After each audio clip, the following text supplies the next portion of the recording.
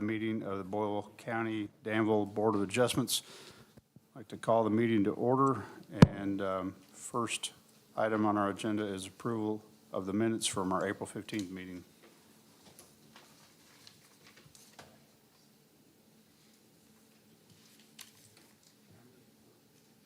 What's that? I move approval of the minutes. Thank you, sir. Second. Who said that? Willie. Second by Willie. Any discussion? All in favor? Aye. Any opposed? Motion carries. This evening, we have two public hearings. Emily Bayer with an administrative appeal, and Phoenix Theater. We will take them in that order. So first up, Emily Bayer has filed an administrative appeal and supplemental appeal statement regarding the decisions of officials with relation to structure placement at 111 Simpson Lane, Danville. The property is zoned single-family residential. Being an appeal, we will open up the floor to Emily Bayer and whoever is representing her. Good afternoon. I'm Eric Eaton. I represent Emily. If you just give me 1 second to get set up here. Absolutely. We would like to keep the presentation to 15 or 20 minutes if possible. And after that, we will give our staff time for a rebuttal. We'll also open it up to public opinion. And please proceed. Thank you very much. As I said, my name is Eric Eaton. I represent Emily. This case is about a notice of violation issued by Junction City for construction of a home that is properly zoned under the county and city ordinances and was expressly permitted by the county. As you said, this home is located in R1A, which permits modular homes under the joint ordinances. The joint ordinances do not allow mobile homes. Those are separately defined terms. She applied for her permit to build a modular home, got permission to build the home, began construction of the modular home, but then was cited by Junction City for building a mobile home. Junction City has adopted the joint ordinances, and since both the joint ordinances and the city ordinances prohibit mobile homes in the area, there's no conflict. They're essentially one and the same. But the home in question is not a mobile home, and in fact is a modular home.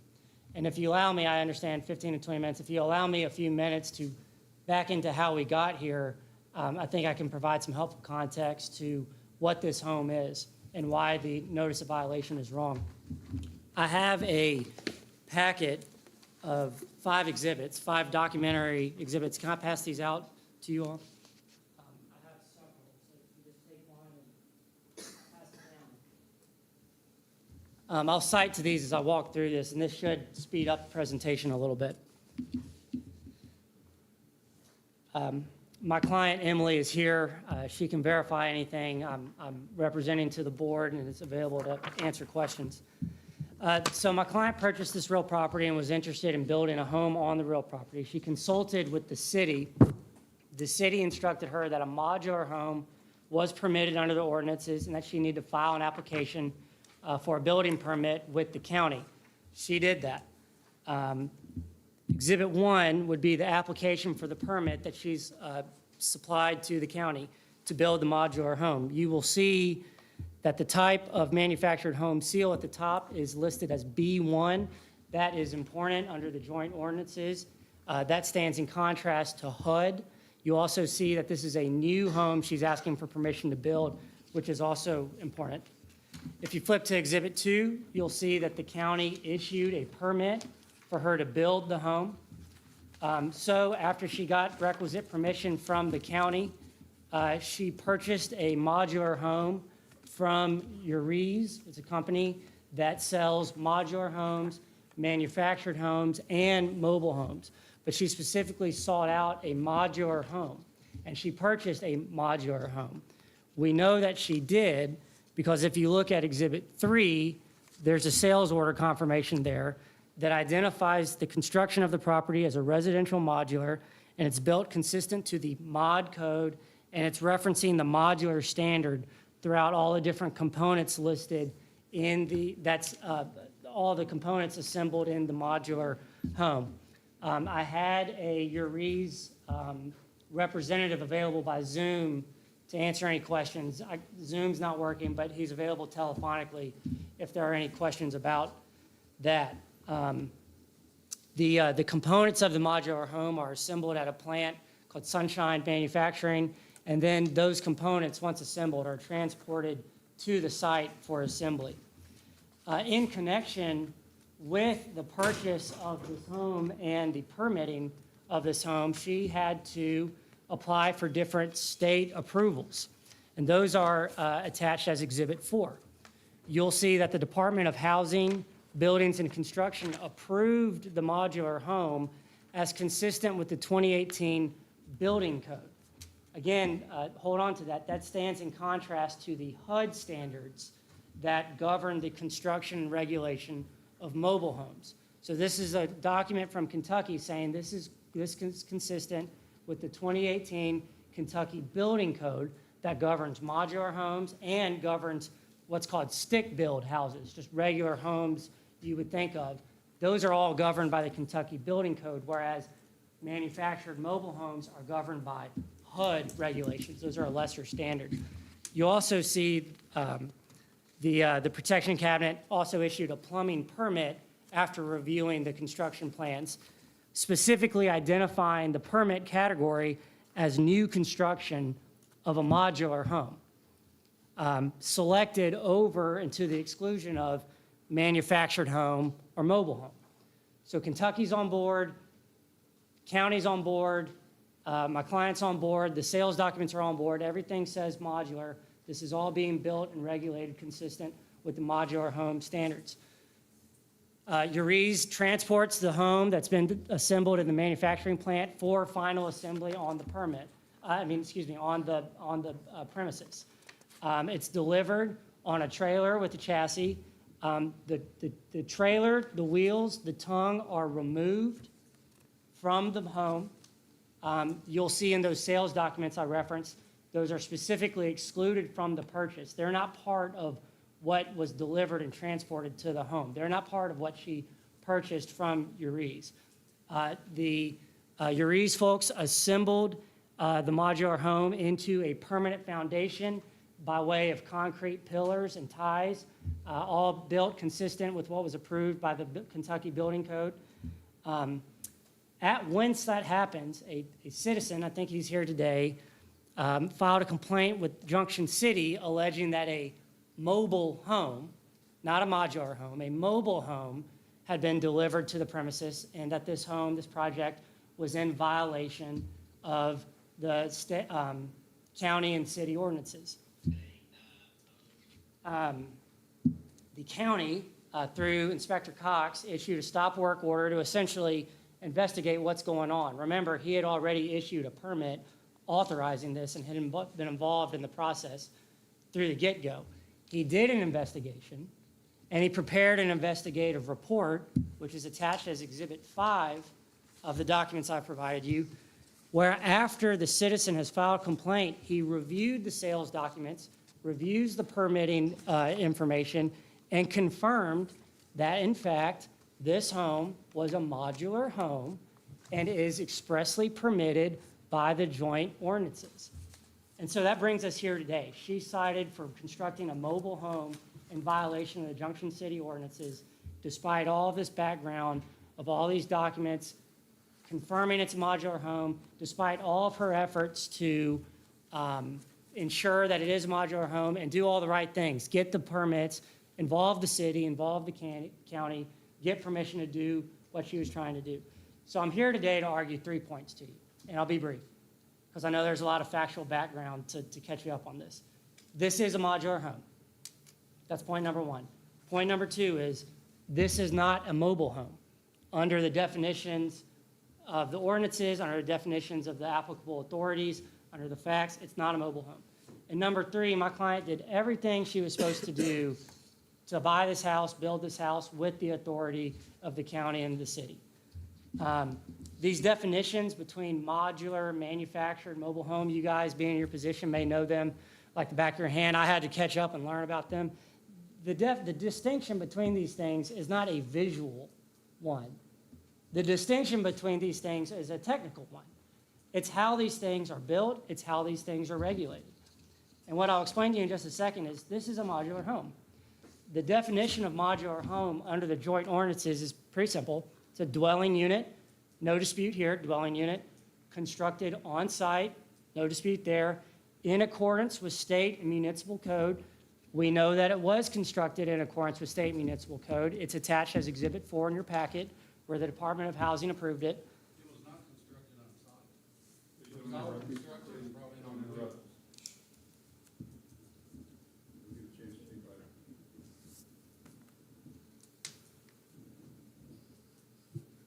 Composed of components substantially assembled in a manufacturing plant. You have the sales documents that show all of the components that go into this thing, all of which are assembled at the manufacturing plant. Wood, doorsteps, foundation, AC, wiring, sinks, toilets, excluding axle, excluding hitch, excluding tongue. Those things are not part of what got delivered as part of the purchased modular home. Transported to the building site for final assembly on a permanent foundation. And the stop work order was issued in the middle of this process. And she's complied with that stop work order. As far as they've got is they have affixed this modular home, they've dug out the foundation, they've dug out where these concrete pillars are gonna go in. The concrete pillars are erected, and there are ties to the earth, further securing this thing to the permanent foundation. Permanent foundation is a defined term under your joint ordinances, which means a permanent masonry, concrete, or other footing approved by the building official to which a building structure or manufactured home may be affixed. Concrete's included. This thing is affixed to concrete pillars dug into the earth as approved by the Department of Housing, consistent with the construction plans that were submitted to that department. Now, the alarm that I can understand from the citizen that started this issue was seeing this thing being delivered to the site for final assembly to the permanent foundation. But what I would suggest to you is it was transported to the site for final assembly exactly as the definition of a modular home contemplates. It says assembled in a manufacturing plant and transported to the building site for final assembly.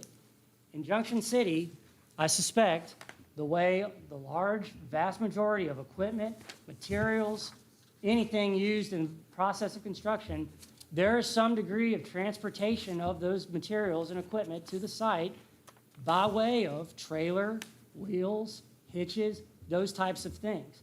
The fact that it was transported to the site doesn't make it not a modular home.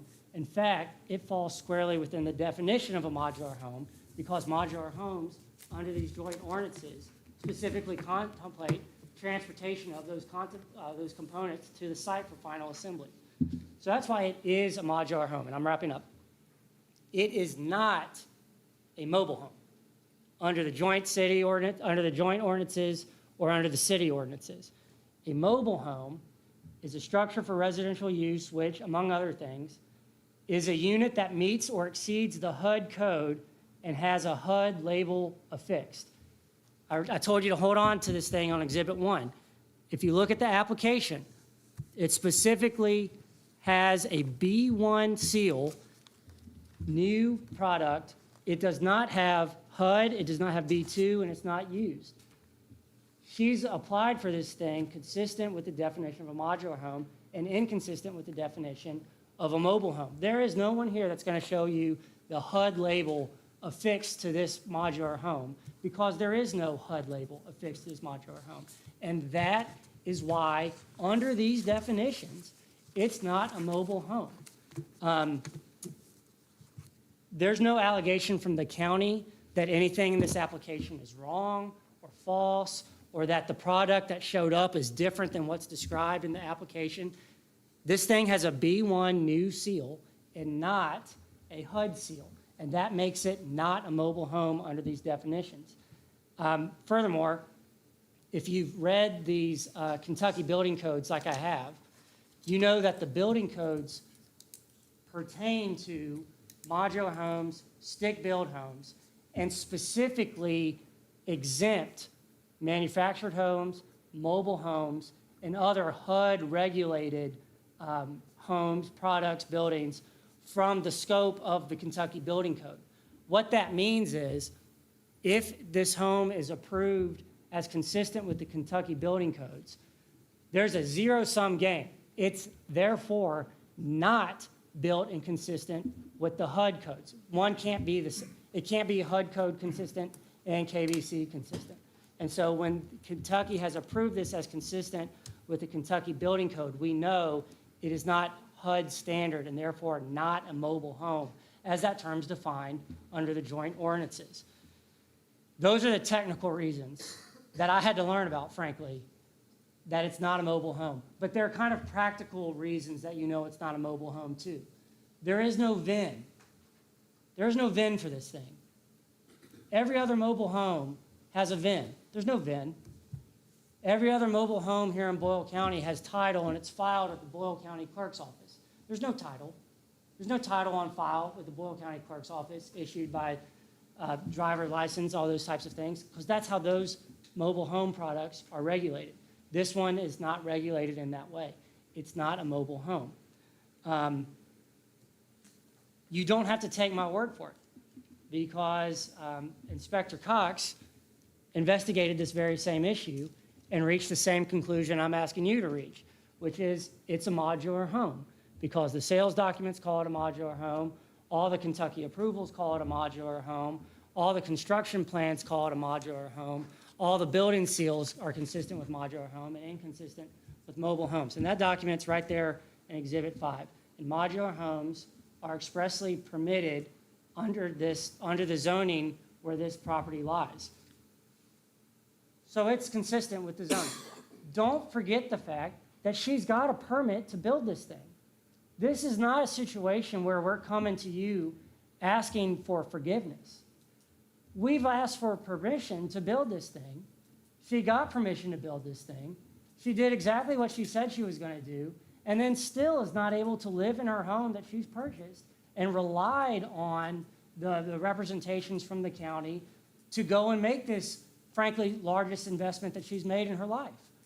And so for those reasons, notwithstanding the fact that this thing is not a mobile home and this thing is a modular home, she's expressly got permission to do exactly what she is. There's no surprises pulled on the county. There's no issue where it's a bait and switch. That's not alleged. In fact, the county doesn't allege any zoning violation at all. It's Junction City is saying, no, whatever the county says, we don't care. We think it's a violation of our ordinances nonetheless. For all these reasons, and there are many, I ask that you sustain this appeal and let my client build her home in this county that the county has already authorized and permitted her to build. Thank you for your time. But like I said, she's here to answer questions, and the Uri's rep, if you have any questions for him, he's available telephonically. And I'm not sure if I get a chance to respond to any other comments, but thank you for your consideration. Thank you. Any questions? Yeah, I do. Yes, sir. Is that thing built on a frame? There's Does it have a metal frame under it? That's all I need to know. Is there a metal frame underneath it? Yes. There is a metal frame underneath it in addition to other perimeter foundations, and then it's built into the concrete pillars, or fastened to the concrete pillars. I will say the chassis, as I understand it, is removable for another $8,000 and is not a part of the house that cannot be separated from the house. But it does have a chassis. It does have a chassis the same way that any house can have a chassis on it. My house doesn't have a chassis. It could, though, as I understand it. If you wanted to move your house and build it up, there would have to be a way to transport the house. Again, part of the definition of modular home is specifically there is components substantially assembled in a manufacturing plant and transported to the site. It has to be I'm transported. fully aware of the definitions. You've made those abundantly clear. I just had to question if it had a chassis or a frame. I think it has both, it is the does. answer to that. Okay. It has a removable chassis and a frame. Some modular homes have a chassis as an integral part of the modular home. Some that have 2 stories, the chassis ends up as the framework under the 2nd story. Mine happens to have one under it. As you've heard, it can be removable. I think they just left it under there for convenience sake, but it can be removable. And again, that, whether or not it has a chassis or not is not the operable question as to whether or not this thing falls into modular or mobile home. Thank you. Any other questions I can answer? There's nothing in the code saying you can't have a chassis under your modular home. Sorry. Henry, are you going to be handling the rebuttal, or will that be? I'm going to offer a brief synopsis of kind of where we come from, and then I'm going to defer to counsel for Junction City. I think that synopsis will let you know why I am deferring in that way. Sounds good. Thank you. This is a matter that rose to the level of a dispute during our previous zoning director, Michaela Gary's last week here. As you heard, there was a modular permit granted. Mr. Eden, you will have time for rebuttal at the end of this. Feel free to take a seat. I think Mr. Oh, Hackney will thank take you. Yep. You had a modular home permit that was granted, and then, at least to my initial reading of this file, a manufactured home was instead placed on the site. It came on a hitch. From my reading, and Mr. Eaton has educated you otherwise, but from my reading, a B seal is for a mobile or manufactured home, and it was not apparent to me that this home was constructed on site. However, because of the building permit that was issued, the zoning office took no enforcement action. Now, Junction City did take enforcement action. They posted a notice of violation on site of the Junction City's Code of Ordinances. And the building inspector, Mr. Cox, issued a stop work order citing zoning violation. That's why it's before you tonight. So you're faced here with a violation of ordinances permitted uses, a manufactured home in a zone where they are not permitted. At the same time, installation was undertaken in reliance on a permit. And I think that raises some questions for you. Is there a vested right here? Was an investment made based on a good faith belief in the legality of it, only for it then to be prohibited? And that's what counsel for these opposing sides is going to have to demonstrate for you tonight. If you have any questions, I'll take them. If not, I'll defer to Mr. Hackley. Yes, sir. If you would step up.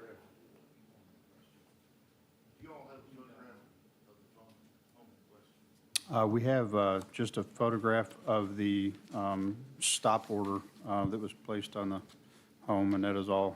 It's in our package. I've got a couple of pictures here. I'll let let you pass them around.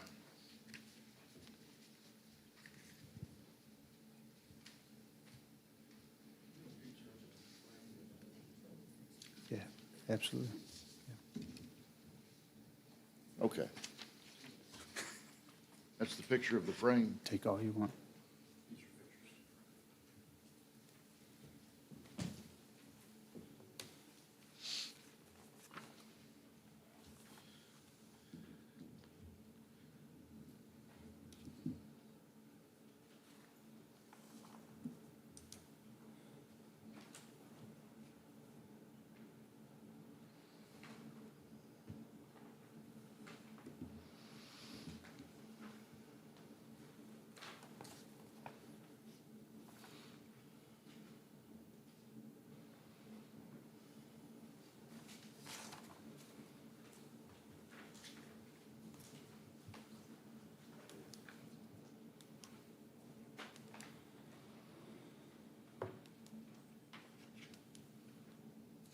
I'll wait till y'all pass this Yes, all the sir. way around.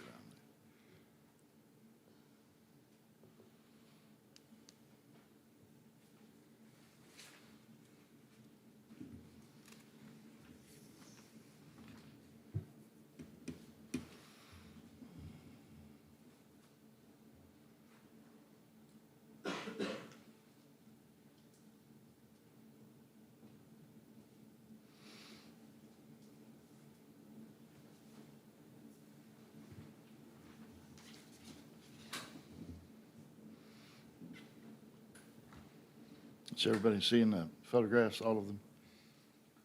I think this kind of boils down to really basic simplicity. I'm going to focus on the same language the gentleman who spoke before is focused upon.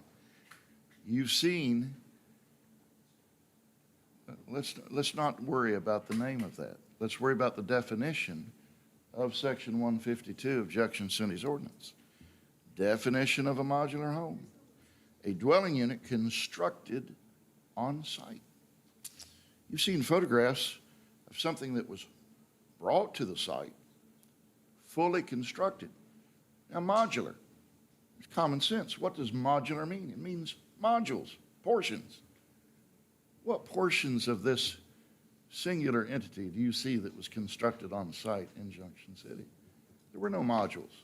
It's not a modular home. It wasn't constructed at all on site. It was hauled there on wheels, on a chassis, with a tongue. It was placed on site.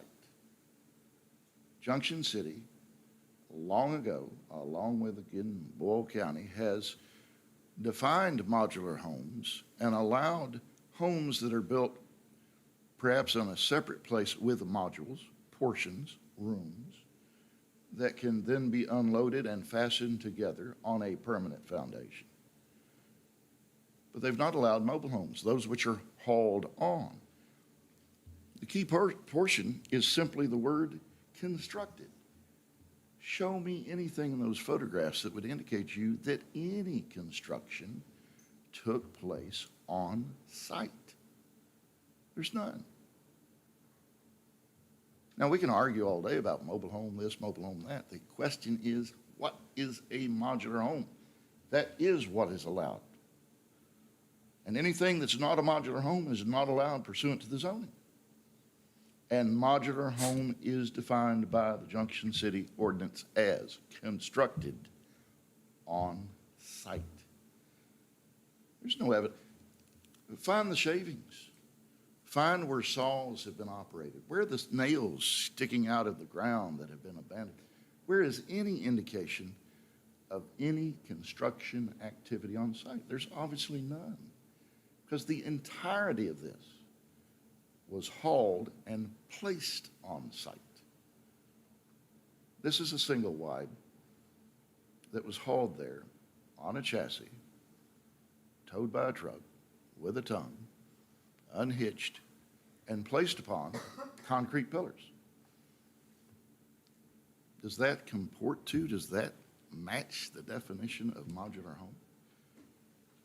Is setting up a mobile home on concrete pillars construction on site, or is that placement on site? It's clearly placement.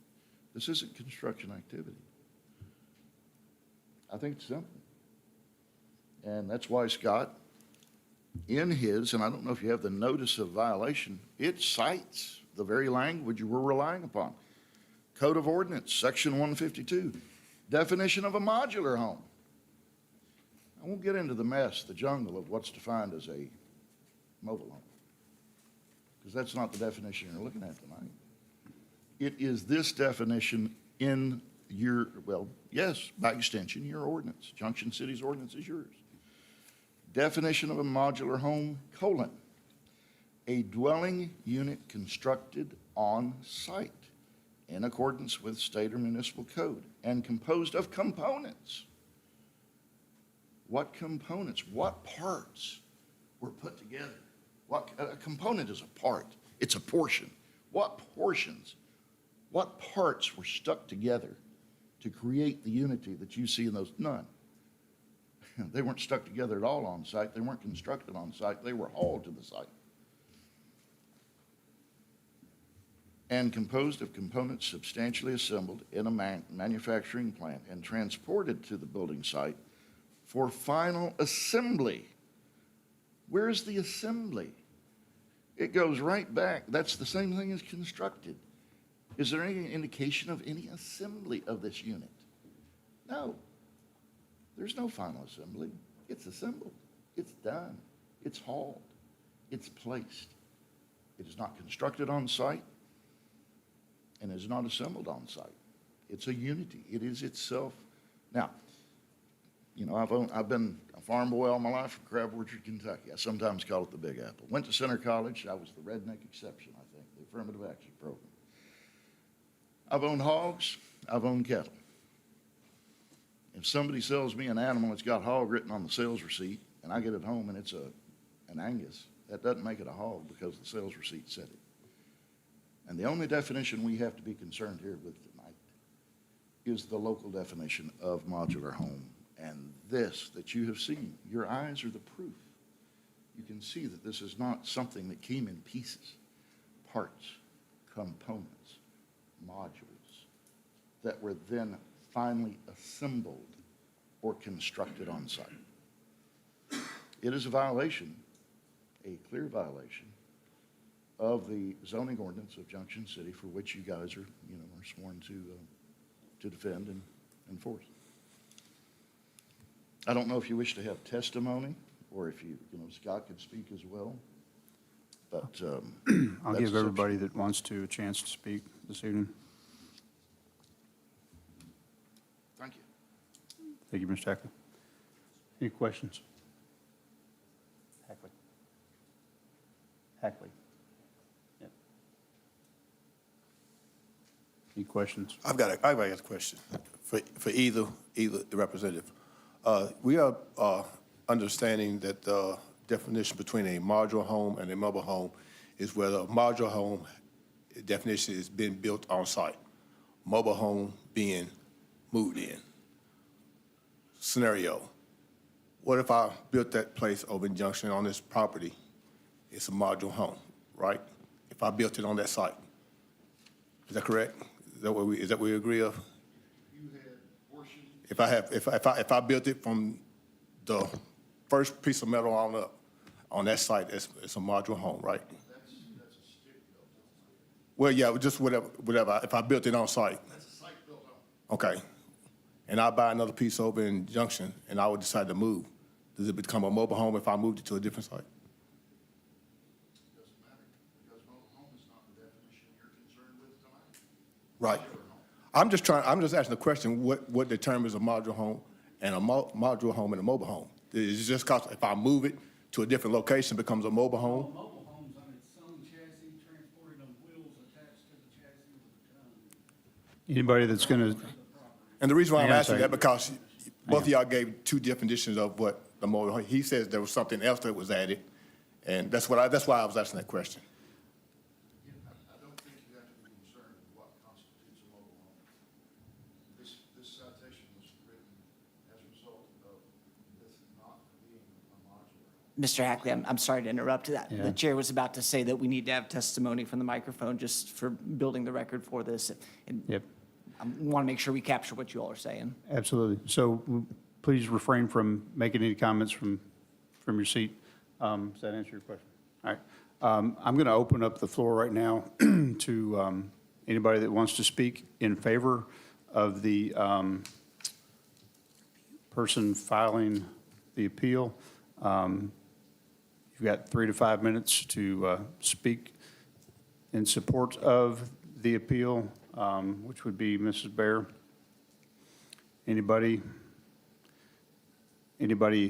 who would like to speak in opposition can come to the microphone right now, and please limit your testimony to 3 to 5 minutes. Hello. Hello. Excuse me. Give me just one moment here.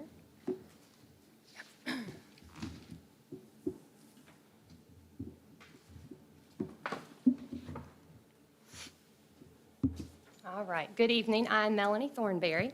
I am an attorney here in Danville, and I am here representing Luther Galloway and Connie Galloway, who reside on Simpson Lane, and they own a number of parcels in addition to their residence there on Simpson Lane.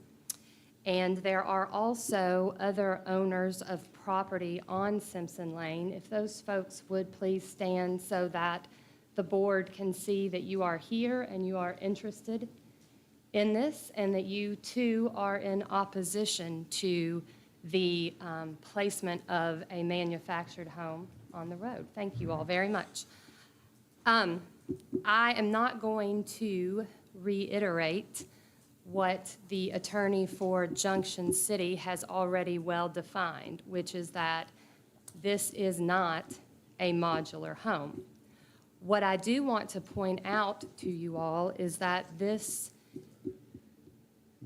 dwelling that has been placed in this location is a manufactured home, which is another verbiage for a mobile home.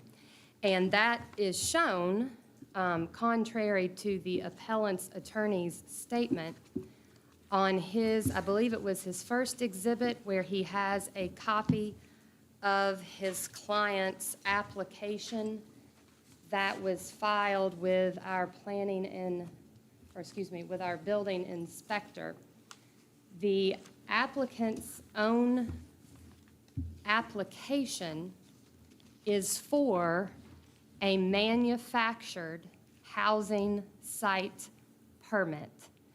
When you go to the official Boyle County, Kentucky website for our building inspector's office, you find there the options to complete an application for a residence and for a commercial building and for a manufactured home application.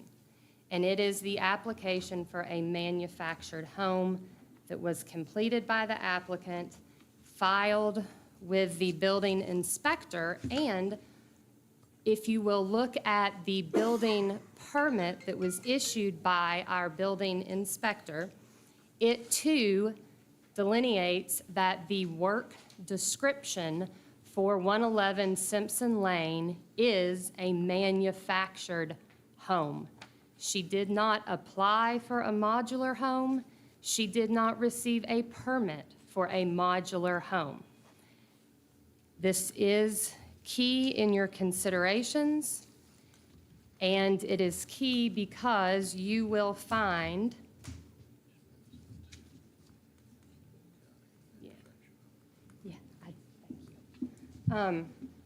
you will find under the joint ordinances that govern Boyle County as well as the cities that lie in Boyle County, including Junction City, Perryville, and Danville, that in the R1A zone, which is the zone in which Simpson Lane falls, only a single-family detached dwelling, a modular home, or an accessory apartment are permitted. Absolutely no manufactured homes and no mobile homes. So with all due respect to our building inspector, the permit that was issued was erroneously issued. It ought never have been issued. And Junction City, once it was brought to their attention, properly filed the notice of violation of its city ordinance, which prohibits mobile homes, manufactured homes, or, as their attorney pointed out, anything other than a modular home or a stick build from the ground up.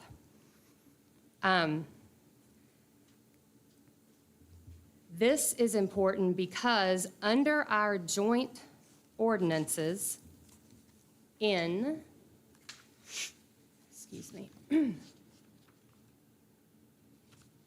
Section 1.8, it states that in case of a conflict between this ordinance, being our Danville-Boyle County joint ordinance, and in whole or in part, any ordinance of the city of Danville, the city of Junction, the city of Perryville, then the most restrictive shall apply in all cases. So even if, hypothetically, this body were to find that the locating of this unit was not a violation of the joint ordinances, the city of Junction City has the authority to issue the notice of violation of its own ordinance. Because if you all were to find that this was not a violation of the joint ordinances, it would be a violation of the more restrictive Junction City ordinance. So in that case, it is still a violation, and this unit cannot be located on Simpson Lane. One factor that the attorney for the appellant alluded to, or didn't allude to, he stated that the appellant asks that you not forget that she had, quote, asked permission of the county to locate this dwelling at this location. Remember, she applied for a manufactured home. She received a permit for a manufactured home. She is now arguing or asserting that this is a modular home because she realizes that a manufactured home loses, just the same as a mobile home loses, under both sets of ordinances. Under Kentucky law, there is a very important case that applies in this particular situation. That case is Berea versus Wren. This case made its way ultimately to, excuse me, I'm trying to find my copy of it here, made its way to the Court of Appeals in Kentucky. What was being argued in that case was that the city of Berea had issued a permit for a property owner to locate a commercial building on a piece of property. It subsequently was found that the commercial building was not allowed under ordinance to be placed on that property. But here's the key difference between that case and the case at hand. In the Wren case, the official zoning map for the city of Berea had an error in its zoning designation for the property that was the subject of the permit. Under that erroneous designation, a commercial building was permissible. In the case at hand, there was no error in our official zoning map showing this property zoned R1A. The joint zoning ordinances are crystal clear that a manufactured home is not permissible in the R1A zone. In its issued ruling, the Court of Appeals specifically turned to the issue that Mr. Smith mentioned called vested rights, which is the weighing of did the property owner put money into and therefore ought not have the ability to locate what it had started to locate there on the property. And what they say is that we start with the premise that there is no justification for reliance on a permit that violates zoning regulations. This was a holding in a long-standing Kentucky case from 1966, Ashland Lumber, where they stated that the appellants proceeded to treat the building permit as some kind of final decision by proper authority that their proposed building would not violate the zoning regulations. The Goodrich case cited that and then went on to say that if the inspector issues a permit for a use that violates the zoning regulations, the permit is no protection, and its issuance does not stop the city from enforcing the regulations. So, that same finding That long-standing rule in Kentucky applied to this case means that the building inspector issued a building permit that was in violation of our zoning ordinances, the joint ordinances and the Junction City ordinances. Because it was erroneous, does not give a free pass to the appellant to locate a dwelling on the property that is in violation of the zoning ordinances.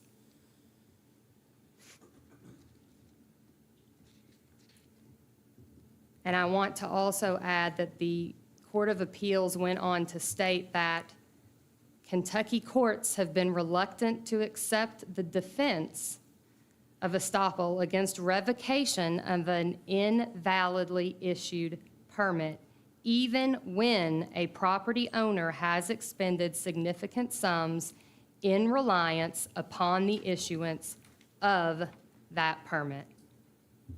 So, while I can sympathize with the appellant's position that she has expended funds, it does not change the fact that she relied on an invalidly issued permit that was in violation of the zoning regulations of both the joint ordinance and the City of Junction City's ordinances. And the stop work order that was issued by our building inspector, citing as its basis a zoning violation, was correctly issued and should stand. And the notice of violation that was issued by Junction City for violation of its city ordinance is valid, and it also should stand. That concludes my comments for you. Thank you, ma'am. Any questions I can answer? Thank you.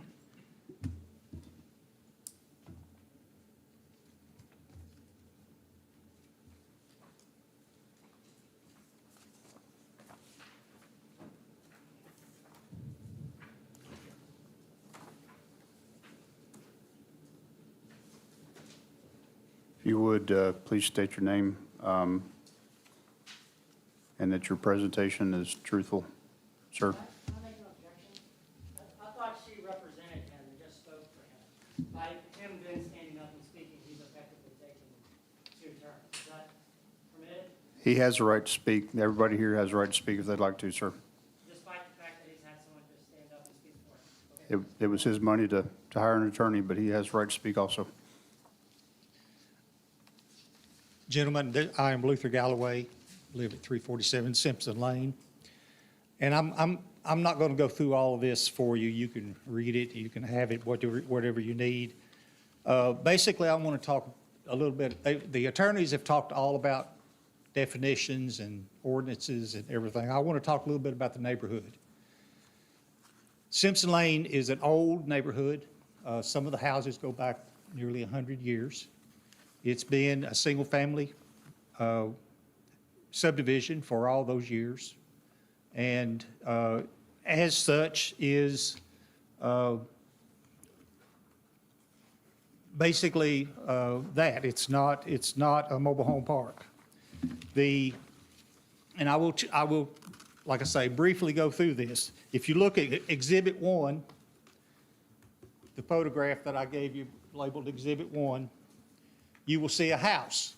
That is the house that was on this property when she bought it, and she recently removed it, tore it down, okay? I actually looked at this house to buy it before she did, and it was in bad shape. It was probably not livable, and it needed a lot of work. The house could have been fixed, but it wasn't. She chose not to, and that's her. It belongs to her. That's her choice. If you look at Exhibit 2, which is the next page, this is the picture of the mobile home in question. Okay?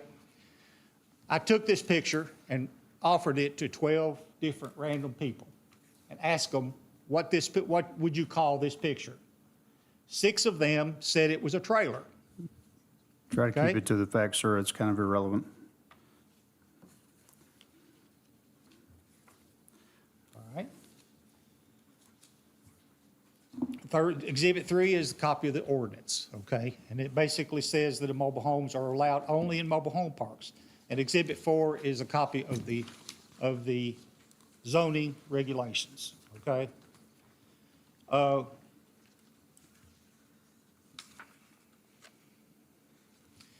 Basically, we contend that the administrative officer erred in issuing the building permit. We contend that the mobile home or the manufactured home, whatever you want to, or the trailer, whatever you want to call it, is in violation of the ordinance, and that the definition of the zoning ordinance, it also violates that. And the administrative officer incorrect in issuing stop work order, and Junction City is also correct in issuing the enforcement letter. And I'll stop there. Thank you, sir. Anybody else here like to speak?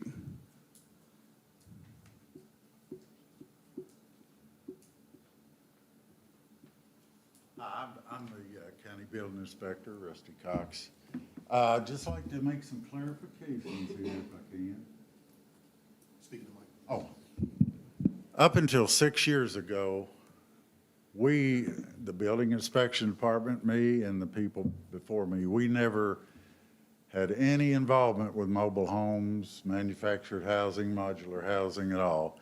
6 years ago, we decided we wanted to keep track of what's coming into our county because a lot of mobile homes were coming in. And let me give you a definition of, this is a legal definition of a mobile home. I think it was decided judicially. Anything built before 1976 is a mobile home.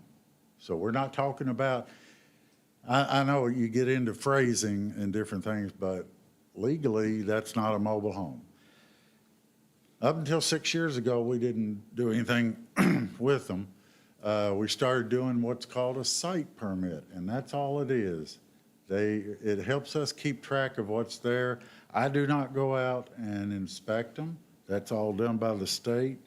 Now, my permit, everything is under manufactured housing because every one of these things are under the Department of Manufactured Housing in Frankfurt. Up until now, I've never made a distinction between modular or manufactured home. It's just not a stick-built home, so my site permit is just to keep it away, a separate category. Right or wrong, I've just got it all listed under manufactured homes.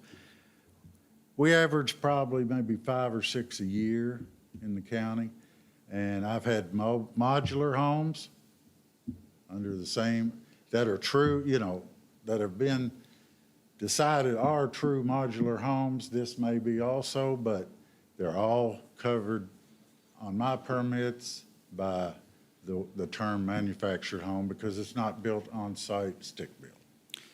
I just wanted to clarify that. In your opinion, do you think this is a modular home or a manufactured home? As a building inspector? It's confusing. I've been going back and looking at all the records. I mean, if it comes from the state, it's actually an industrialized building system, which all of them are. Foundationally? Foundationally, I honestly think it ought to be on a foundation, a block foundation that covers the perimeter of the.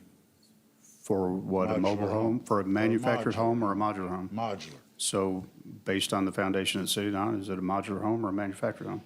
It's confusing what the state actually calls for too. Like I said, I've never gone out and even looked at one for an inspection because it's all under the Department of Housing, Buildings and Construction, the manufactured housing section. Do you know if any of the other building permits that you've ever issued have been in an area zoned that did not allow for manufactured homes? No, most of them are in established parks or in the county. If it's in agriculture, it's permitted there. When you issued this permit, did you note that it was an R1 zoned? And that Yes, manufactured homes were not allowed? We always check if it's not in the agriculture or in a mobile home park, I always check with Lisa, the administrative assistant, to see, what's what the zoning is and what's permitted. All right. So you believe it's permitted where it is? Based upon what was information given to me at the time, yes, if somebody comes in and says, I want to build a modular, or put in a modular home here, it's the same thing with a house. If somebody tells me they're going to build a 2-story house and it turns out to be something totally different, well, that is obviously a violation. But based upon the information I get at the time, that's how I'd issue the permits. Do you think the information has changed since the time of the issuance of the permit? I'm sorry. Do you think that the information has changed since the issuance of the permit based on what's on the site? It looks unconventional to me, to be honest, but like I said, I reviewed the URI's paperwork and also what came from the state saying it was inspected and, built in a factory. So I hate to, I don't know what the opinion should be. I don't know, if the company building it or responsible for selling it is calling it a modular home, if it's not, then I think that's deception. Could I ask a question? If you go to the microphone. Oh. We swap back and forth, Rusty. By the way, Rusty and I have known each other since we were about 12 years old.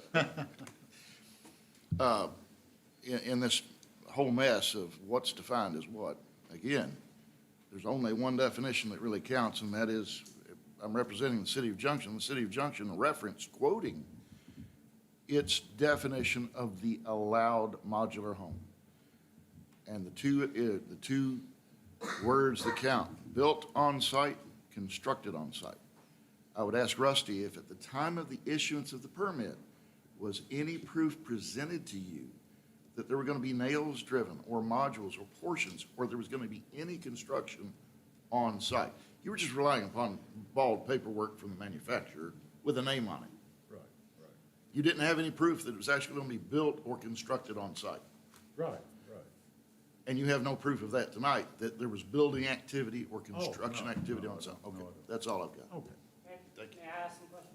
Yeah, just a second. Anybody else on the board have any questions for Rusty? Well, like I said, I just wanted to clarify, and either I'm right or I'm wrong, but I put it all in that one category. Now I'm learning, so I'm changing my application to specify, but the fact that it's all under Manufactured Housing Department of HBC, Housing, Building, and Construction, that's all I ever needed to know. Mr. Eaton, you've just 1 second. Let me continue to allow anybody else that wants a chance to speak. You've got the last word tonight, so Everybody good with me? Okay. thank you, Rusty. Anybody else that wants to speak in opposition? All righty, Ms. Reed.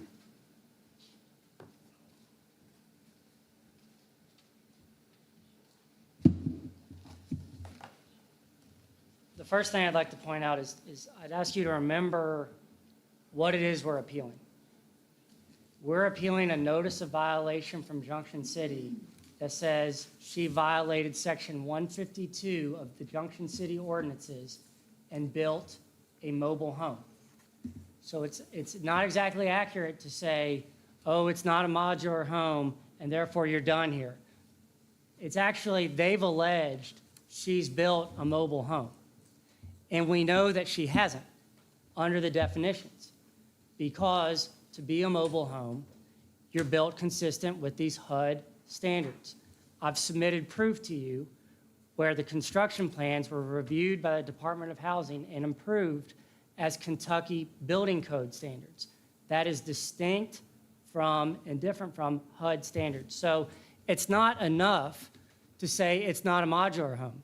The city needs to demonstrate that it is a mobile home, and they cannot, because there is no HUD seal on this thing. There are no HUD plans associated with this thing. To the contrary, there's Kentucky building codes.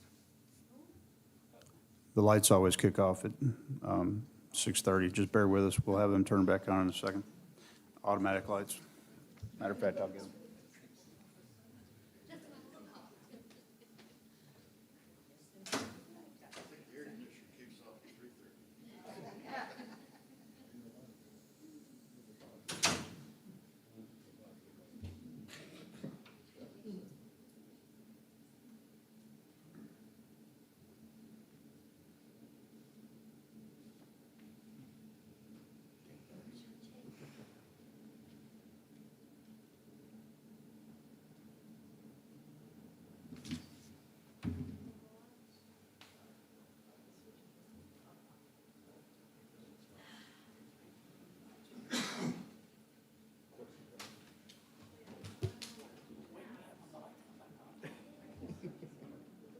Guys,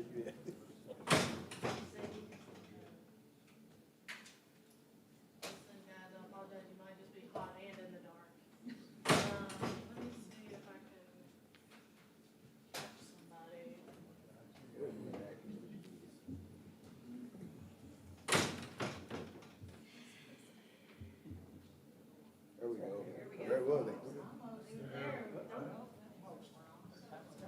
Got a short.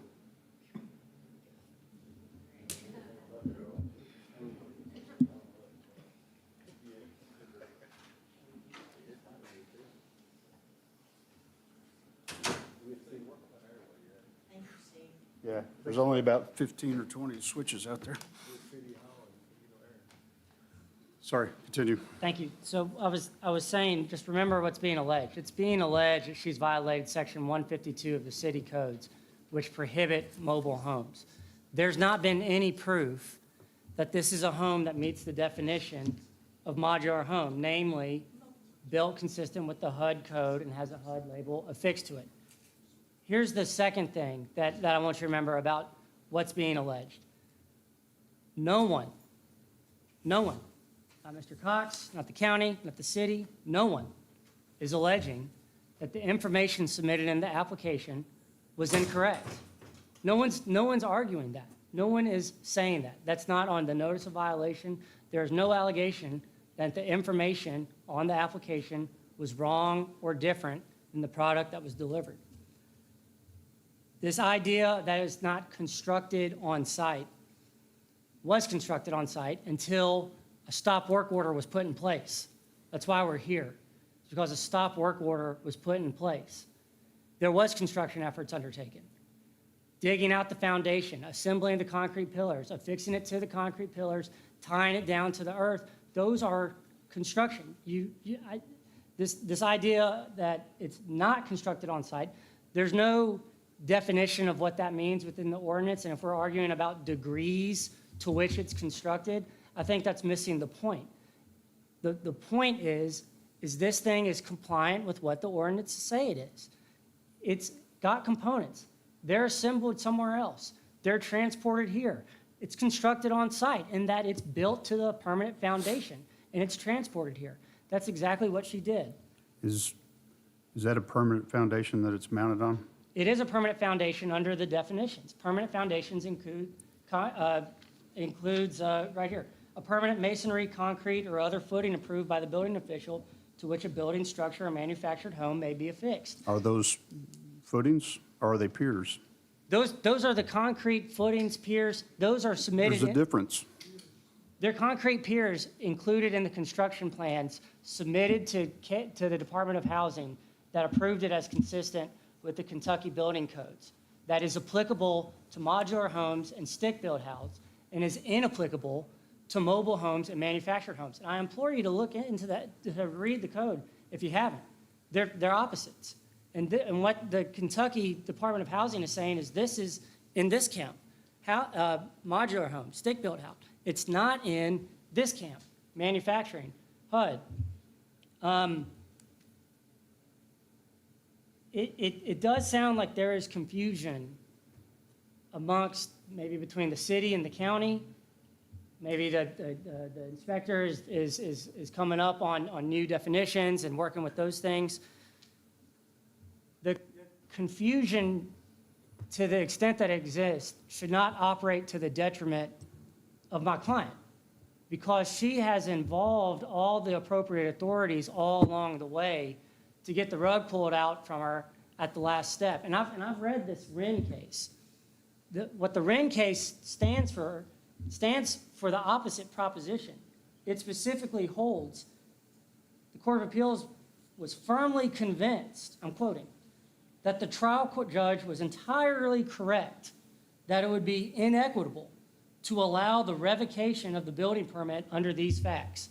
And these facts are identical. There was a permit issued, started building construction. After the construction, county or the appropriate zoning authority said, no, we don't like the permit shouldn't have been issued, you can't do it. They sued and they won in front of the Court of Appeals. The Court of Appeals says, that's just not fair to allow somebody to do this. Now, they want to argue about what it is, modular home, not modular home, manufactured home, not manufactured, mobile, not mobile home. No one can escape the fact that Mr. Cox reviewed these materials after the fact, after all this came to be, and doubled down and confirmed, it's written right here in Exhibit 5, that he believes it's a modular home and is appropriately placed in the zoning. So even notwithstanding the fact that he gave her permission to do it, he double-checked that he should have, and agreed that he should have, and agreed that he was right to do that. So we're not asking for the world here. We're not asking for some dramatic shift in longstanding policy in Boyle County or Junction City. We're asking that you allow this lady to build and live in a house that she specifically asked permission to, and turns out is exactly compliant with how these ordinances are written. So again, I thank you for your consideration.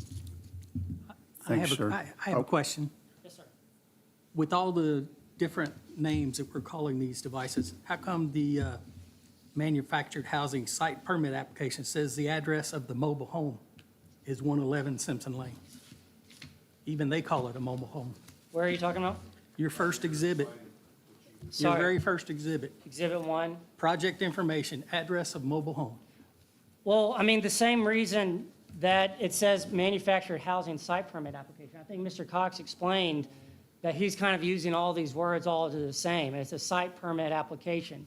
It's all the same application to involve the county's inspection and approval to build the thing to begin with. But what I would say is, you can look at right above that where it says address of mobile home, it says type of manufactured home seal, HUD, B1, B2, new, used. HUD is not clicked. So regardless if it says address of mobile home, HUD is not clicked, and that's what the operative definition is under these joint ordinances. It's not my definition. It's under the joint ordinances. It says a mobile home is built consistent with these HUD standards, and what this application says is it's not. It's built consistent with this Kentucky residential code. If we're going to go back to delineating a modular home or a manufactured home, then is a modular home built on a poured foundation like a traditional home, stick-built house? There are different types of permanent foundations. Let me change this. contemplated. Let me change the question. Would you build a traditional stick-built home on piers like this is presented? I don't know if you can or not, to be honest with you. I know that it's compliant with a permanent I know that permanent foundation specifically contemplates these concrete piers that this home has. There's no allegation that it's not a permanent foundation. Everyone agrees that it is. It meets the definitions as this thing's written. Everyone agrees that this is a permanent foundation?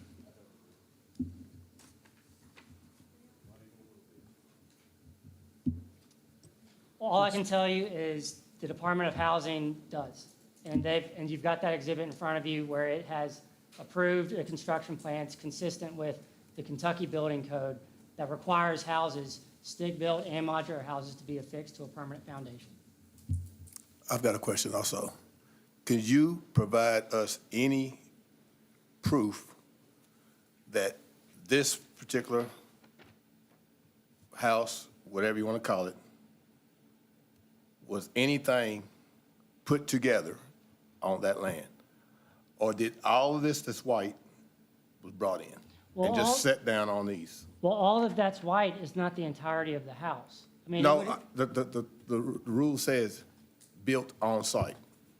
I need to know, do you have anything that's got to do with this that was built on site other than bringing this whole thing in and setting it on these? I understand the question. I'm gonna try to answer it. The home is the entire product, built, transported, and affixed to the permanent foundation. The permanent foundation is part of the home too.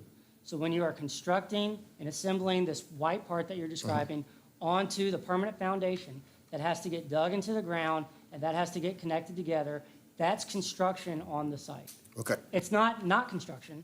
I mean, that's what it is. They're constructing it. okay, you said permanent again. Right.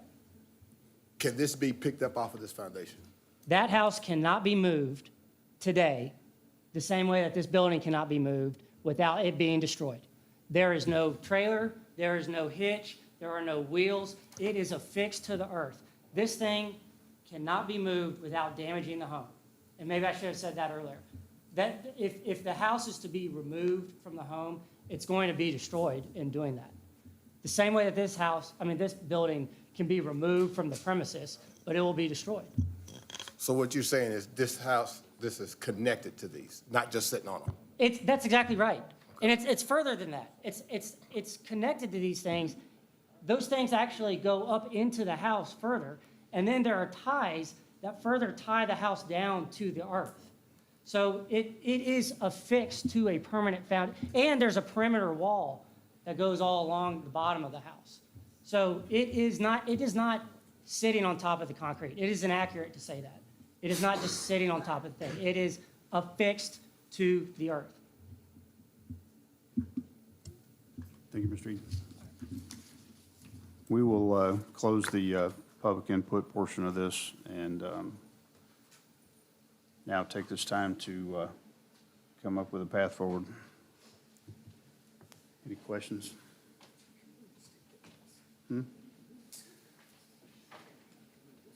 Sure. Mr. Chair, I have something I'd like to pose to the board. I've been preparing what I think are justifications that support a motion to affirm or reverse.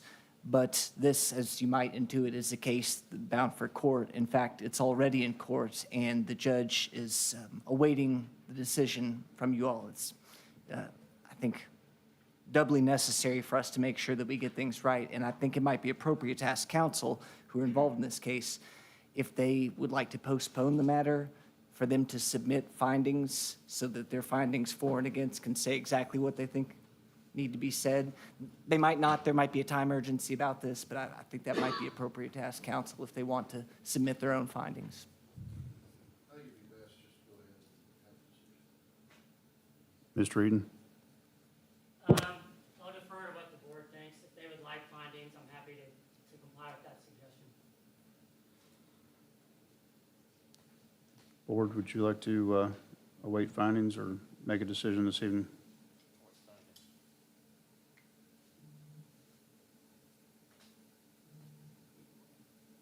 Jim? Either way?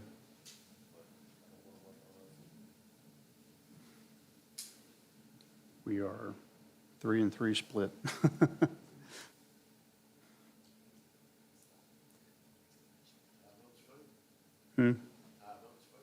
Mm-hmm. So I think we move forward. Behind you, Mr. Chair. I would like to ask for somebody to make a motion either way to approve the application for appeal or to deny the application for appeal.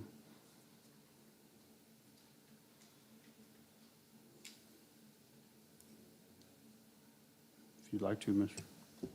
I move we deny the appeal based on the findings and the reports from the people opposed to the appeal. Anybody second that? I'll second it. Mr. Chair, if I might chime in with some findings here. Yes, sir. This will be a little lengthy. We're hearing this matter based on the building inspector's stop work order citing a zoning violation. We're also considering the application of Junction City's Code of Ordinances based on KRS 100.3291. It says when there's a higher standard, more restrictive standard, we can apply it. The board affirms the stop work order and the notice of violation based on the fact that this is not a modular home and it's not permitted in the R1A zone. It's a modular home because it came on a hitch, it was not constructed from modules on site, and the piers that are used as a foundation are not consistent with the zoning ordinance definition requirement of a permanent foundation for modular homes. The board considered the issue of vested right and found that per Berea versus Wren, there is no justifiable reliance on a permit which violates the zoning ordinance. Is there anything you all want to add to that? Willie?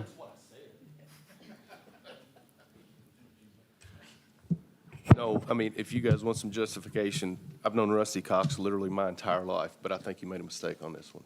That's what I think. And I move that we deny the appeal and based on the findings and what Henry has so eloquently said. Do you approve that modification? I do. Any other discussion on this? I'd like to remind all of you that a vote yes on your motion denies the appeal. A vote no would approve the appeal effectively. So, all in favor? Aye. All opposed? Motion fails. 3-3. We don't have a tiebreaker.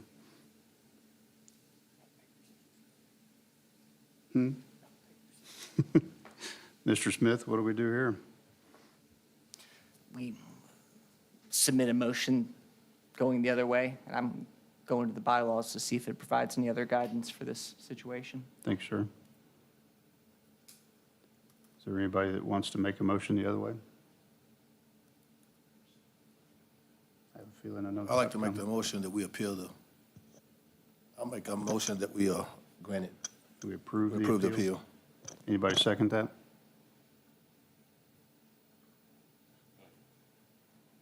Any further discussion? Yes, Mr. Chair, Yes, sir. if you don't mind. Okay. Yep, go right ahead. I'll offer the same intro, which is that we're hearing this based on building inspector in Junction City. We're proceeding also under 100.3291. In this case, we reverse the stop work order and the notice of violation, finding that this is, in fact, a modular home permitted in the R1A zone. There is no HUD sticker on the home. It was approved by Kentucky's Department of Housing, Building, Construction based on building code compliance, and the building code excludes mobile homes. There was on-site construction in that there was finishing work conducted and still to be conducted, digging the foundation, setting the pillars, and attaching the home. Furthermore, questions of Ms. Baer's vested right and living in the structure on this property support reversing the stop work order and the violation notice. Finally, arguments of estoppel also support Ms. Baer's case in that there would be a gross inequity resulting from affirming the violations, and that would be damage to the house by any removal. You approve that verbiage? That's what I said. I approve that. And who seconded that? You approve of that also? All right, so any further discussion? A vote yes will approve the administrative appeal. A vote no would deny the administrative appeal. So I ask for all in favor? All opposed? I was afraid of that. Mr. Smith? Nothing conclusive yet from our bylaws. If there's more information that the board needs to be persuaded one way or the other, that's something that you could ask of respective counsel tonight. I think that maybe it would be appropriate to fall back on the findings gathering that you spoke of earlier and make a motion to revisit this at the next meeting. Actually, I got one more question. Yeah, go ahead. And it's up to whoever wants to answer that. How do you affix a mobile home to a similar foundation? Whatever you're calling a mobile home. Would you like to speak to that, sir? Is a mobile home affixed to this foundation in the same manner? May I answer that?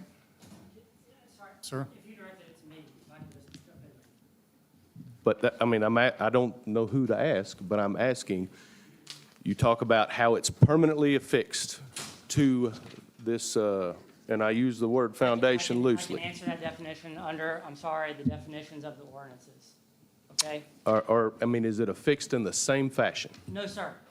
A mobile home is unique in the definitions as between manufactured home, mobile home, and modular home because it does not have a requirement that there be a permanent foundation. A manufactured home, That is not what I ask. I ask if you were to put a mobile home on this same foundation, quote unquote, how is it affixed to that? but that's the issue, is it wouldn't be. A mobile home, if it's a manufactured product, transported, all the definitions, and it becomes affixed to the permanent foundation, compliant with the Kentucky building codes, under your definitions, it's a modular home. If it is a manufactured home that is built consistent with the HUD codes, which is not this, and it's affixed to a permanent foundation, under your definitions, it's called a manufactured home. So we're just tomato here. No, sir, it's a distinction in who regulates how these things are constructed. That's the difference. I understand what you're getting at, and I'm That's the best I can answer you, is the answer And I is. fully appreciate you standing behind your client. I really, really do. But man, if it looks like a duck and walks like a duck and quacks, I'm calling it a duck every I time. understand that, but okay, that's fine, and I anticipated that. I mean, I learned about all this stuff in the course of this representation, but that's what I said at the outset. The difference between these things is not visual, it's technical. It's how these things are built, and it's who's regulated. Who's the department, who's the government agency that's responsible when someone gets hurt because these things aren't built consistent with code? A modular home, a stick-built home, the answer is the Kentucky Department of Housing and those things. Under mobile homes and manufactured homes, the answer is HUD. HUD's the one that regulates that. That's the difference, and I get it. I mean, it's a box. Can I comment on that? Kind of your question is I like still mine. got one. That's why I asked the question, was it, May I hold on answer just a second. that Hold on just a question? the reason, the question I asked it, was it attached to these cement blocks right here? Because the reason why I asked that was because the ordinance says it has to be built on site. And the other, the people against it saying that it was brought all the way in. So if it was dug, it doesn't say how much has to be built on site. It don't say the whole place has to be built on site. It says it has to be built on site. Now, is that putting a window in and finishing it on site, or does it say building the whole thing on site? It doesn't say the whole place has to be built on site for it to be a mobile home or a mobile home. Understand. And you don't know me from Adam, and that's cool, that's great. But a little history about myself, I'm a real estate broker in 5 states. This, by definition of how we get financing on them, is a mobile home. That's, I mean, we couldn't get This a, home is secured with a mortgage. I understand, I'm sure it is. But you didn't let me finish there. With a particular type of financing, any government-backed loan will not support the way this one is set up, meaning USDA, FHA, or VA. They will not support this as a quote-unquote modular home. We can get financing for modular homes all day, but when it's got a frame and it's affixed to that in that particular manner, the financing is dead before it hits the table. I understand, I cannot convince you that it is a modular home. That's fine. The allegation is that it was a mobile home built in violation of Junction City, and it's not, because it doesn't have this HUD label and it's not built consistent with this HUD standard. So if it's not a modular home, and it's not a manufactured home, and it's not a mobile home, the only thing left that exists under the ordinance is a single-family dwelling. And that's permitted under this zone too. I think we'll agree that we know it's not that. Well, it's, Can I speak to that? I think we got a line here first. We, yeah, But- hold on just a second. Hold your thoughts. Mike, if you wanted to say something. What I'm looking at right here, we can't move. Yeah, turn your mic on. Okay. All right, it's set in, it can't be moved, it's not on wheels. The lady has had permission, she's had permission to put it, she's done everything right. Now we're backing off at the last minute. It's not fair for her to demolish it. Yeah. I mean, she has had her permit, everything has been right. And she has a permit. The thing that gets me is the definition of a modular home is that it's built on a foundation like a stick-built house. And that is not And I a agree, but that's foundation. not her fault. The foundation was not there first. But that's not her That was fault. brought in, the wheels were removed, and then the foundation was made. Exactly. Yeah. And that's, That's not I'm not constructing, denying that. I'm that's just not saying- constructing a home. That's true, but what you just stated, that it was finished on property. So it was actually finished being built on property. It could have been put anywhere. It could have been, The wheels but could have been left on it. it But could she have had been, permission but to she put had it back. permission to put it there, and it was built there. It was finished there. because she didn't buy the wheels and they removed them and took them with them, doesn't mean that it wasn't mobile at one point. Just like a modular home, it comes in on a That's where truck, they that's don't where buy the the middle truck. is. The middle is, it could have been is the key word. It could have been this, it could have been that, it could have been here, it could have been there. But it states that as a modular home, must be built on property. It doesn't say how much should be built on there, what portion should be built on there. It was finished being built when it was dug out to put on the concrete blocks, and it was set and founded on that. It also says a modular house needs to be built on a foundation like a stick-built house, But she had a permit. Right. and this is not. May I answer the technical part of this, please? Go right ahead, sir. Okay, I am a civil engineer. I do this every day. I also run planning and zoning in Lincoln County, so I do this every day. A mobile home, modular home, or not a modular home, but a mobile home or a manufactured home comes in on a chassis, on wheels, with axles, with a tongue. That stuff's taken off, it's set on piers, okay? Even if you put a concrete skirt around it, it's still setting on piers. It's not setting on the foundation. Yeah. And hers will not be setting on the foundation. I agree A with you. modular home, okay, and a stick-built home, as he alluded to, is bolted to the concrete foundation all the way around. Okay? This one is not. Now, how is this one fastened down? Very simple answer. There are hurricane straps that go from foundation up and over and back down to the concrete on the other side on both ends of the mobile home. It's called a hurricane strap. Right. It is strapped down. All of them are, okay? They have to be. That's code, okay? So now, they said this can't be moved. Two of the houses that I own on Simpson Lane were part of the highway construction when 127 was rebuilt through Junction City. I had a contractor come in and pick those houses up and move them, okay? But when I moved them, I put them back on a concrete foundation with concrete blocks and bolted them down to the foundation all the way around the house, just like any other house was built. Even though they're picked up and moved, you still can do that, okay? Thanks, sir. Before this gets any further out of order, Henry, have you found anything about a tie vote, No, Mr. Chair. one way or the other? Okay, we have to deliberate until we find one way or the other. That's right. And Yeah. I thought your suggestion about postponing for findings might be one way to let the board settle their minds about it. Yeah, so I'll remind the board with a tied decision, we need to deliberate until we have a decision. It's the only way forward. Sir, may I make one additional point? Yes, sir. Council previously stated, the allegation here is that this is a mobile home. This is what the city of Junction is defending. It's a one-page document. the word mobile home does not appear upon it. I think you already have a copy. Instead, the allegation is that this is not a modular home, as we have discussed. There is no allegation calling this a mobile home by the city of Junction. Yeah, mobile home, the word mobile home should be removed from any discussion here because that's an antiquated term, no longer used today. It's either a manufactured home or a mobile home. All right, modular home, excuse me. Thanks.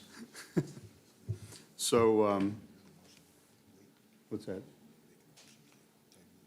No, we're not going to make a motion to table it. We're going to have to come up with a decision one way or another. Anybody need any further information one way or the other to help you with your decision, or are you entrenched? All right. We are all at an impasse. Mr. Smith, does this not stand as long as there's a tie vote? Tie votes fail, therefore the appeal can't be granted. I think there's authority to the extent that a tie vote on a zone change gets forwarded without a recommendation, but I don't know that there's anything to support that it just sits in limbo. I think there has to be some means for the appellant to appeal to the next level. So I think there has to be some kind of decision.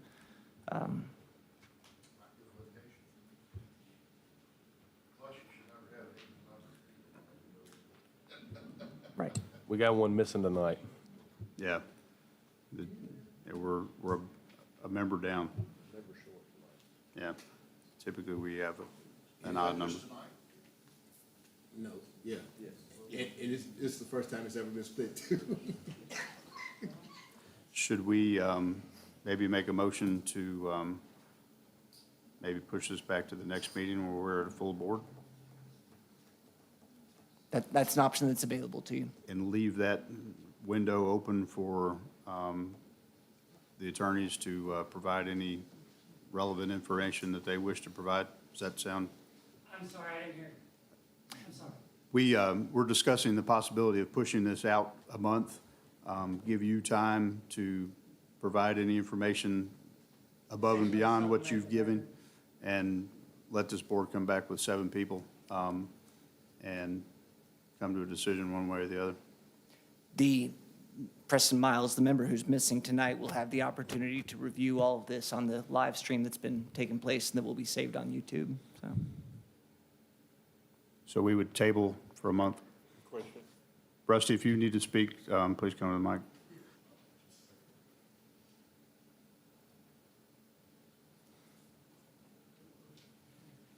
If additional findings need to be made or whatever, I would recommend that some of the parties here, I don't care who, contacts the Department of Housing, Building, and Construction, the manufactured housing division of that, and maybe they can give a whole lot more insight that I can give or anybody else. That would be my suggestion. Thanks, sir. If you break your vote, the vote has to be broken in a public meeting. So it would be a special call meeting between that and now a month, or that could be probably at the meeting in the month. Right. I would assume you're not going to call a special meeting. We would table this to the next meeting. Right. Yeah. Would you ask for essentially a new hearing, like another presentation on this, or supplemental? That would be your call. There would be hopefully a member that's not present tonight that would be here. And if you want to give your full presentation again, new and updated, however you want to send it, or bring it to us, that would be fine. But it appears that we're split and there's not going to be a decision made either way, with everybody kind of dug in the way they are. So the best thing to do would be to table this to the next meeting. Hopefully our 7th person is here and we can make a decision with 7-member full board. I'll ask for a motion to table then. Mike? Anybody second that? All righty. We've got a motion and a second to table the administrative appeal, and a yes vote would, in fact, table that till the next monthly meeting. All in favor? Unanimous? All righty. Both attorneys have the next month to gather any additional information that you would like to provide to us, and you'll be allowed the same time that you were tonight to speak, and we'll go from there. If you are able to get those findings, proposed findings to us in advance, that can be part of the packet that's distributed to the board, kind of frame your argument. Quit it. We're going to chain everybody to these tables. There'll be 7 people here. How far in advance of that next hearing do you suggest that proposed findings be tendered for inclusion in the packet? I'm just not sure when you will send those out. Ms. Bowman is about a week out, 2? Week prior.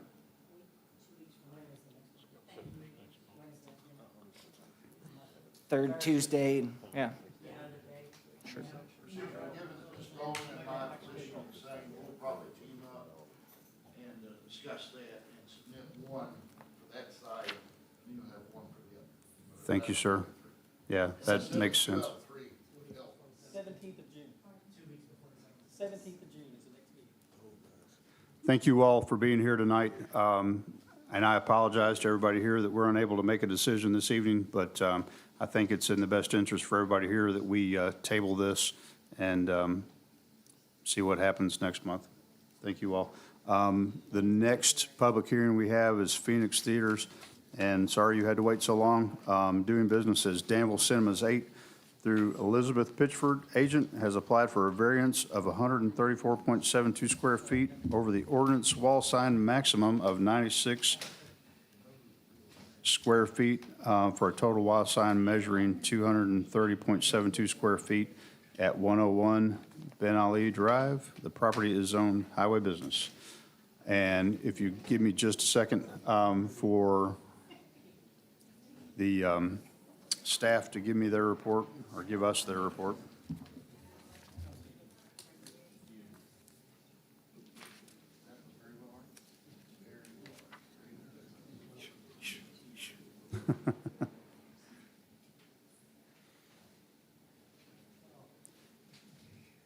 Sorry, we should have moved those around. I didn't know it was going to take that long. Apologies. We've learned a lot. Yeah. Any questions about modular or manufactured homes? You've learned tonight, for sure.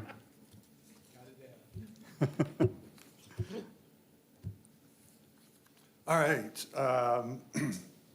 In the matter of a sign variance application from Phoenix Theaters Entertainment LLC, the applicants are requesting a variance to Article 4 sign standards, regulations for wall signage. The maximum square footage is 96 square feet for the applicant, and the applicant is requesting a variance to bring the total sign up to 230 square feet, an expansion of 240%. This is not a new development, not a new sign. And on page 2, if you look at the photograph there of the shopping center, my first thought was, well, it's not a Cinema 4 anymore, it's Cinema 8. And so they're going up in size. And it would not be obtrusive to an extent to which the sign ordinances are trying to keep things within line. Square footage of sign is something that's apportioned out to different buildings, different structures for different uses. And in a case like this, it would not be overwhelming. In fact, the text on I think that's a grocery store on the end in red, has larger signage for that than this one here does. What's the square footage of the facade? What's that? I'm sorry, please speak up to the microphone. My apologies, I No problem. apologize. It's 2,898 square feet is the facade. Yeah. So the proposed sign is 8%. It's 8%? The proposed. Think, it's 8% right now, which No, is, right now, it's less, but we're asking for 8%. okay.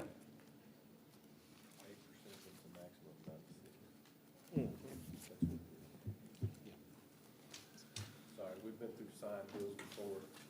It's like it's 8%, they're allowed 10, but it's only a maximum of 96. So by staff, the allowed signage size would be 144.9, is that correct? Based on the percentage, 5% of the, yeah, Yes. It's a, what'd you say, 10%? 5% is what, They're 10%. They're highway business, okay, highway business. so it's 10% of the facade. Okay. Or 96 square foot, whichever's greater according to the, That's within Sign the 10% table. then, right? Or or, 5% of the facade. 10%. Sorry, I'm looking at the wrong column. The 96 there is highlighted in red, and I'm fixating on it. But if it's 10%, I don't see an issue with it. I don't either. I don't think you need a variance. We can make it official. Cut to the chase. Anybody make a motion to I'll make the approve this? motion that we grant it. All righty. Any further discussion? All in favor? Sorry, I really would have put you all first. Thank you, if I'd known Joe. it. The first one was so long. I was hoping it was easy. Thank you all. Great. Love having it here.